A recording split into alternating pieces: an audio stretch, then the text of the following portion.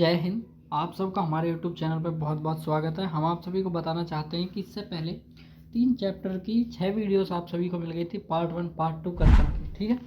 इससे पहले के साइंस का हम 7वीं क्लास की साइंस कर रहे हैं। इसका चौथा चैप्टर होगा। इसका पार्ट 1 हम आज की इस वीडियो में आप सभी को देंगे। चैप्टर का नाम आप देख सकते हैं इजीली, चौथा चैप्टर है भैया। चौथे चैप्टर का नाम है अम्ल, क्षारक और लवण। इंग्लिश में आप कहें तो एसिड, बेस एंड साल्ट्स, ठीक है। तो पहली चीज़ अम्ल क्या होता है भाई। अम्ल आप देखिए, पहली चीज़ होती है अम्ल, नंबर 1।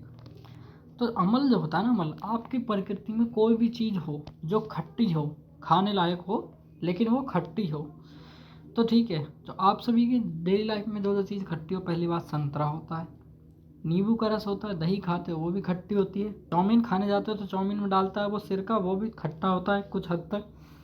तो आपने देखा कि जितनी भी आपकी प्रकृति में खाने लायक चीज़ें जो खट्टी हों, उसमें क्या होता है, एसिड। अब देखिए एसिड जो होता है ना अम्ल, ये लैटिन भाषा, एक भाषा है। जब हमारे देश में अंग्रेज आए थे उस टाइम पे हमारे देश में एक भाषा चलती थी, उसका नाम था लैटिन। उस लैटिन भाषा का एक शब्द है, उसका नाम है एसियर। एसियर आपकी क्लास में एसियर है, वैसे बाकी क्लासों में इसका नाम एसिडस लिखा हुआ है, ठीक है। तो एसिडस शब्द से क्या आया आपका, एसिड शब्द, और एसिड का मतलब क्या होता है, खट्टा। तो इसको शॉर्टकट में क्या कहा गया, अम्ल, जिसका अर्थ खट्टा होता है, ठीक है। देखो वही बात हमने कही। तो आप देखिए कुछ भी चीज़ हो आपकी प्रकृति में खाने लायक जो कि खट्टी हो, उसको क्या कहेंगे, अम्ल। अब आप डेली लाइफ में कुछ बहुत से एग्जाम्पल देख सकते हो अम्ल के। नंबर 1, नींबू का रस खट्टा होता है कि कड़वा होता है, आप इसमें टिक रॉन्ग कर लीजिएगा, ठीक है। टिक रॉन्ग कर लीजिएगा कि वो चीज़ खट्टी होती है या कड़वी। तो आप यहाँ पे पहले लिखना खट्टा, यहाँ पर लिख लेना। संतरे का रस खट्टा होता है, कड़वा तो खट्टा लिखना। सिरका, दही, इमली, ठीक है, ये सभी खट्टे होते हैं। शक्कर जो होता है ना, शक्कर, ये शक्कर आपका ना खट्टा होता ना कड़वा होता है, ये लिखना। नमक कड़वा होता है भैया, आंवला। ये जो चीज़ें खट्टी होंगी ना, खाने का सोडा वगैरह, ये सभी आप सभी इनमें जो चीज़ें खट्टे होंगी वो लिख लेना, क्योंकि खीरा वगैरह में भी कुछ कड़वाहट होती है, तो खीरा खट्टे में नहीं आएगा, कड़वाहट में आएगा। तो अम्ल का आप समझ गए होंगे किन किन पदार्थों में, आप सभी के डेली लाइफ में किन किन चीज़ों में अम्ल पाए जाते हैं। उन अम्लों के नाम याद कर लेने हैं, आप सभी को पूछे जाते हैं टिक रॉन्ग में, ठीक है। नंबर 1, एसिटिक अम्ल, ये आपका सिरका में पाया जाता है। कभी चाउमीन वगैरह खाने जाते होंगे तो देखना कुछ आपका लाल सा और काला सा कुछ ऐसा पानी सा डालता है उसमें, तो वो होता है आपका सिरका, इतना ही याद रखिए। फार्मिल अम्ल पाया जाता है चैंटी के डंक में, ठीक है।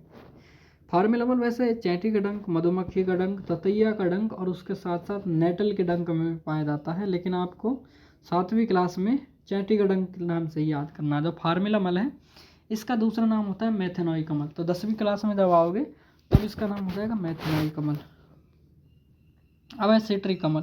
सिट्रिक अम्ल इतना याद रखिए कि संतरा में और नींबू में, ठीक है। उसके बाद में आपका है लैक्टिक अम्ल। लैक्टिक अम्ल आपका दही में पाया जाता है। उसके बाद में ऑक्जेलिक अम्ल, ये पालक में पाया जाता है। एस कार्बनिक अम्ल, इस एस कार्बनिक अम्ल का इतना याद रखिए विटामिन सी में पाया जाता है। और विटामिन सी के लिए पहली चीज़ होती है आपका आंवला और सिट्रम फल। सिट्रम मतलब जिसमें खट्टी चीज़ें आती हों, ठीक है, तो उनका नाम आप लिख सकते हो ऑलरेडी। अगला है टार्टरिक अम्ल। टार्टरिक अम्ल इमली, अंगूर, कच्चे आम में, इमली, अंगूर और कच्चे आम में पाए जाते हैं, ठीक है। ये इतने दिए गए जो पदार्थ हैं ये प्रकृति में दिए जाने वाले फल होते हैं, सब्जियां होती हैं, जिनमें आप सभी का अम्ल पाया जाता है जो खट्टी होती हैं, ठीक है।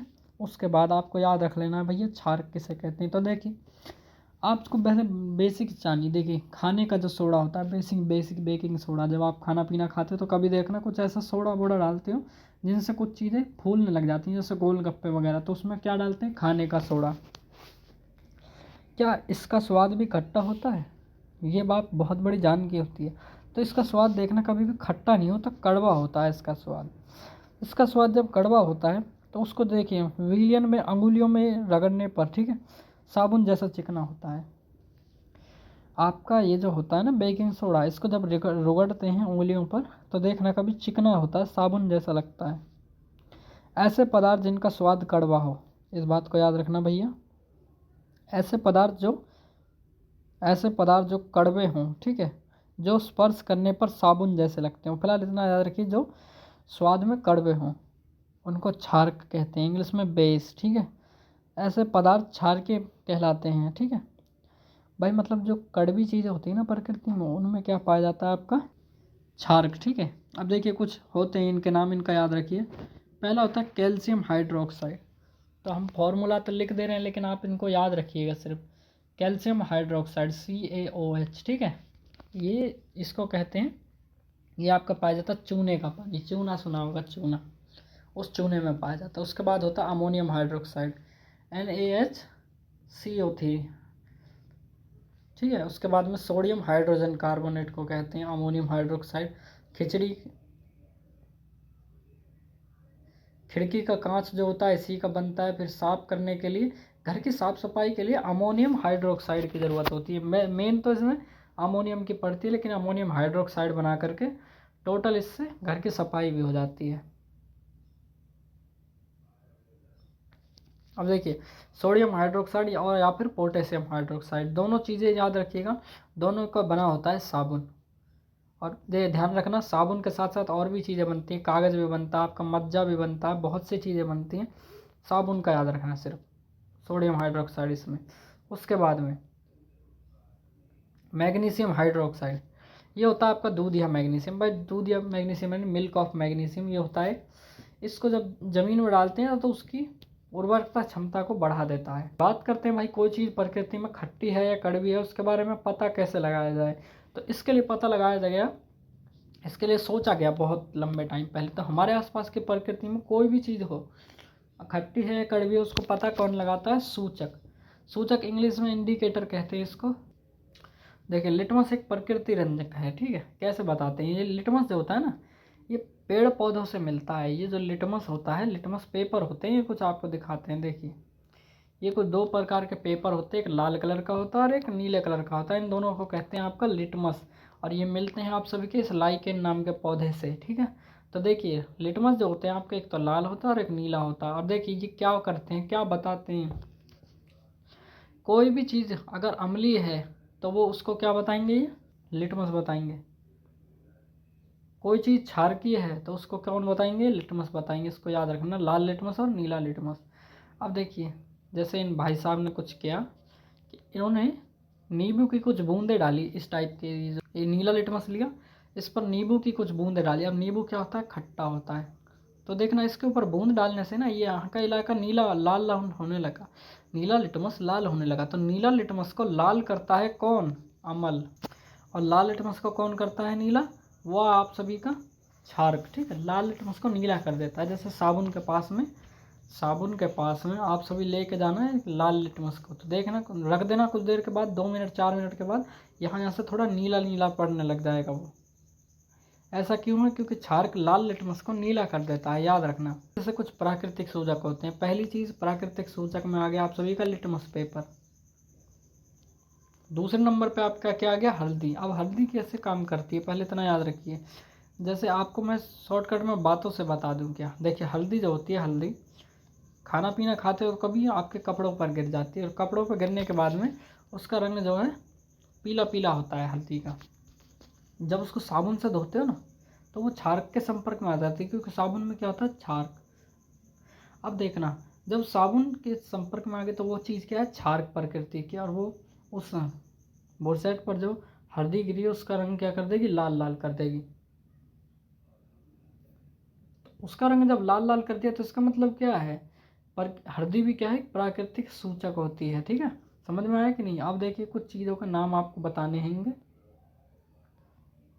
नींबू का रस अम्ल होता है या क्षारक होता है, ठीक है। इनमें देखिए आपको विश्लेषण करके बता देना, हल्दी विलयन के प्रभाव कर करके, इन जैसे इन लोगों ने एक्टिविटीज़ करी हुई हैं उसी तरह से यहाँ पर भी पहला रंग क्या था, अम्ल के संपर्क में, क्षारक के संपर्क में आने पर। फिर उसके बाद अंतिम रंग क्या हो गया, अम्ल क्षारक के संपर्क में आने के बाद में।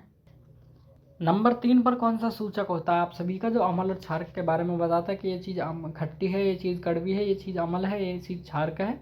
तो वो होता है गुड़हल का फूल। देखिए जब मांस जैसा बन रहा है ना, कुछ मांस समझ रहे होंगे, ये गुड़हल का फूल है, एक फूल होता है, ठीक है। इस गुड़हल के फूल को बारीक पीस करके आपका इसमें डाल दिया जाता है, कोई एक विलियन बनाया जाएगा इसका, ठीक है। आपको एक अम्ल लिया जाएगा, कोई भी अम्ल ले लो, उस अम्ल में गिरेंगे। जैसे आपका हाइड्रोक्लोरिक अम्ल ले लिया, HCl, ठीक है। उसके बाद में इसमें आप सभी को डाला जाएगा इस सूचक में। तो देखना इसका रंग जो है बदल देगा। अब इसमें जब इसको डालेंगे तो इसका रंग क्या कर देगा, बदल देगा। आपको दिखाते हैं आप सभी को पहली चीज़। तो गुड़हल का फूल आप सभी का रंग में बदलाव करता है, इसमें आप सभी को याद रख लेना। आप देखिए कैसे करता है। तो याद रखना कि जो गुड़हल का फूल होता है ये क्या करता है, सिर्फ रंग में परिवर्तन करता है किसी भी पदार्थ के।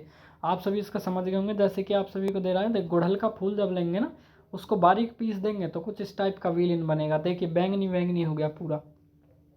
इसमें भाई साहब ने थोड़ा सा छार्क डाला है। और आप उसमें कुछ भी ले लो, जैसे कि साबुन का घोल ले लिया, और साबुन में क्या पाया जाता है आपका, सोडियम हाइड्रोक्साइड। तो देखना इसका रंग पानी पानी कर दे रहा है। क्या कर रहा है आपका, एकदम कलरलेस। खैर हम आप सभी को बता सकते थे, लेकिन क्या करें भाई, 7th क्लास में इतना टॉपिक नहीं है आपका। 10th क्लास में फिनोल्फथालीन और मेथिल ऑरेंज, ठीक है, बहुत सारे हो जाएंगे।